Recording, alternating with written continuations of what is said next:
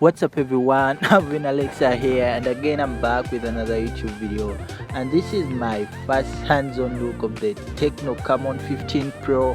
And as you can see, the smartphone looks absolutely beautiful, having a large 6.5-inch HD plus screen with a 32 megapixel AI pop-up camera. Going to the back of the screen, you can see a plastic design with a quad camera setup which sports a 48 megapixel main sensor, 5 megapixel ultra wide angle lens, a 2 megapixel micro sensor, and a low light enabled ultra light lens. Again, at the back you have the fingerprint unlock sensor, and going to the bottom of the smartphone you get to have your 3.5mm audio jack, which is so amazing because most smartphones manufacturers had eliminated it and resorted to wireless earbuds and AirPods, but thanks God Tecno hasn't killed it yet.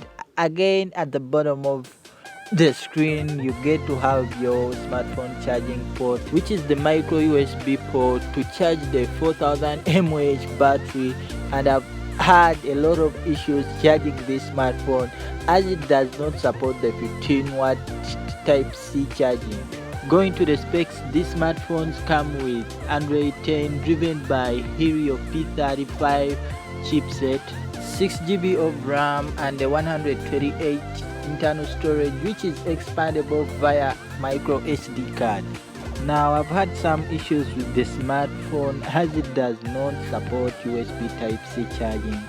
Also, the smartphone is so bulky. I can tell when I'm holding it right now, it is so bulky. But all in all, Tecno has done a great job bringing high-end specs to a mid-range smartphone like this, because you can get this from Tecno at only $210, which I think is not that much.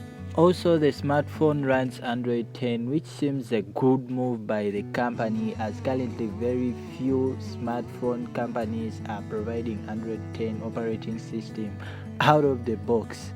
Besides that, the smartphone also comes with preloaded apps like Git Music, ShareChat, PalmChat, and AHA Games. I won't complain, the smartphone performed very well during my usage, and there were no major lags while opening multiple apps. Now, I took up some picture using its AI pop-up selfie camera and the back camera, and the pictures looked absolutely beautiful.